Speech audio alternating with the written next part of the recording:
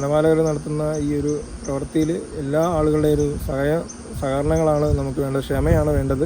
കാരണം നമുക്കറിയാം, നിങ്ങൾ പറയുന്ന പോലെ ഇതിനെ എന്തെങ്കിലും രീതിയിൽ വെച്ച് അകത്ത് കയറ്റി നിർത്താം. പക്ഷേ എവിടെയെങ്കിലും ഇത് ഇറങ്ങിക്കഴിഞ്ഞാൽ ഈ മനുഷ്യരുമായിട്ടൊരു വലിയൊരു അറ്റാക്ക് ചെയ്യുന്ന ആളുകളാണ് എന്നൊരു തോന്നൽ ഇതിനുണ്ടായിക്കഴിഞ്ഞാൽ ഏതെങ്കിലും ഒരു ആളുകളുടെ സമയത്ത് ഇറങ്ങി വലിയൊരു അപകടം ഉണ്ടാകാനുള്ള സാധ്യതയുണ്ട്. അതുകൊണ്ട് ഇതിനെ സാവധാനത്തിൽ ശാസ്ത്രീയമായി തന്നെ ഇതിനെ വനത്തിനകത്തേക്ക് നിർത്താനുള്ള ഒരു പ്രോഗ്രാമാണ് നമ്മൾ നോക്കുന്നത്. കാരണം ഈ ആന ഈ ഒരു വലിയൊരു വനമേഖലയാണ് ശബരിമല വരെ പോകുന്നത്. ഈ ഒരു പ്രദേശത്ത് ആനയുടെ ഒരു സാന്നിധ്യം വേണ്ട ഒരു വനമേഖലയാണ്. അത് നമുക്ക് ആരോടും പറഞ്ഞു തരേണ്ട കാര്യമൊന്നുമില്ല. നമ്മുടെ ഹൈവേകളൊക്കെ മുന്നേ ആനകൾ നടന്ന ആനത്താരകളാണ് ഹൈവേകൾ, സ്റ്റേറ്റ് ഹൈവേ, നാഷണൽ ഹൈവേ ആയതും നമ്മുടെ നാട്ടു റോഡും പഞ്ചായത്ത് റോഡും ഒക്കെ ആയത്.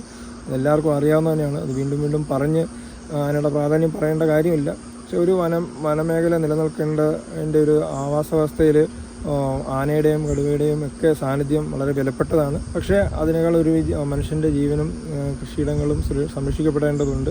ഇതിനെ രണ്ടിനെയും കൂടെ ഇടനിർത്തിക്കൊണ്ട് ശാസ്ത്രീയമായി ഇതിനെ അവിടെ നിർത്താനുള്ള ഒരു പദ്ധതിയിലാണ് നമ്മൾ ഈ ഒരു നീണ്ട ടൈം എടുക്കുന്നത്.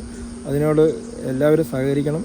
ഈ ആനയുടെ ഭാഗത്തു നിന്നുള്ള ഒരു അപകടം ഉണ്ടായിരിക്കാനുള്ള എല്ലാ മുൻകരുതലും 24 hours ജീവനക്കാരുണ്ട്. അവരുടെ നിർദ്ദേശങ്ങൾ പാലിക്കണം.